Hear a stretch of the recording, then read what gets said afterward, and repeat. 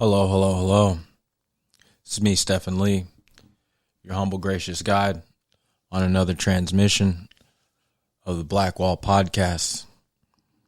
And today, we're here from the Red Room Confessional. This is a place where I take my real world knowledge and bumps and bruises that I've accumulated along the way in this lovely investor ecosystem that we all populate and congregate in the hopes to make generational wealth a reality for the people behind us.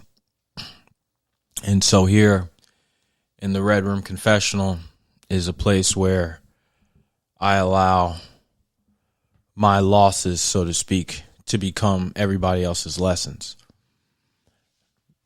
As you already know, my investor background and my financial education has come through a lot of different avenues, some through my family, some through the streets, and some through the kitchen.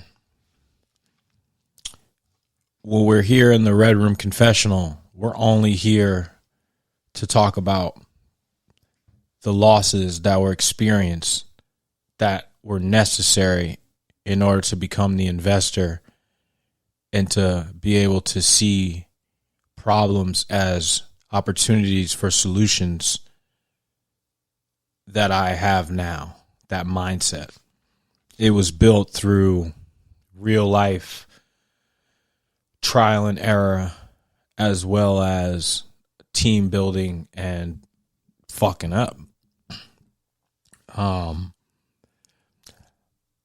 I once again want to encourage everyone before we get started into this episode to go ahead and bounce over to Patreon and become a family member, an official Black Wall family member. It's extremely important that you guys become Patreon members in order to secure the independent financial education and investment strategies be shared throughout the Black and brown investment ecosystem. It's extremely important that we own these things. Shout out to Roland Martin. He was talking about the importance of ownership in all business spaces, but especially media. And as the Black Wall Media Company, I want to make sure that the message and the information is always protected and disseminated objectively throughout the globe, with a focus on the Black and brown investor as a forefront, not an afterthought. It's not an afterthought marketing. It's what it was created for. So I want to encourage you to hop on over to Patreon. Link is in the bio of all our socials. Link is in the description of every episode. It's readily available. It's ready to go right now. There's exclusive content on there. And that's where the strategy part of our transmissions are going to be housed. The education is free. My stories, my perspective is something that's going to be out there forever on streaming platforms and YouTube and other things. But the strategy part, where you can actually take these episodes that are on Patreon right now and turn those into actually implementable, if that's a word, strategies in order to help build your portfolio, start your portfolio, or grow your portfolio. I'm a cash buyer. I'm a buy and hold investor. That's what I do. So that's what my lens is when it comes to this space of real estate.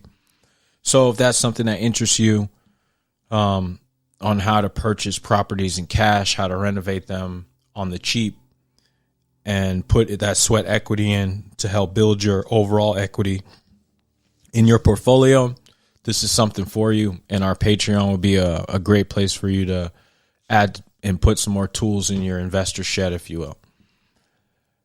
So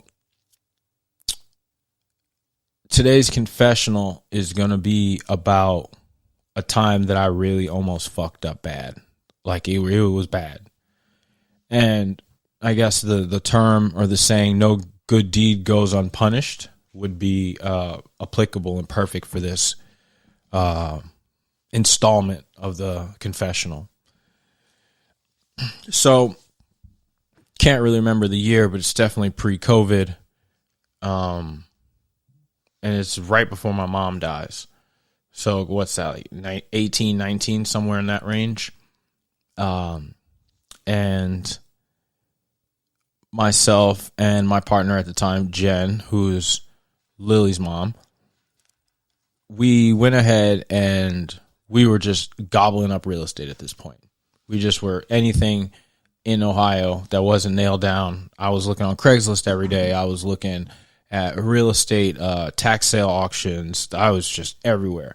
I was anywhere you could find an off-market property or a discounted property in Cleveland, Ohio. I was there, and I was successful at it. I bought a lot of them, and I was looking on Craigslist, and then there was this thing. It was this guy. He was selling like 3 houses for $1,500. I swear to you.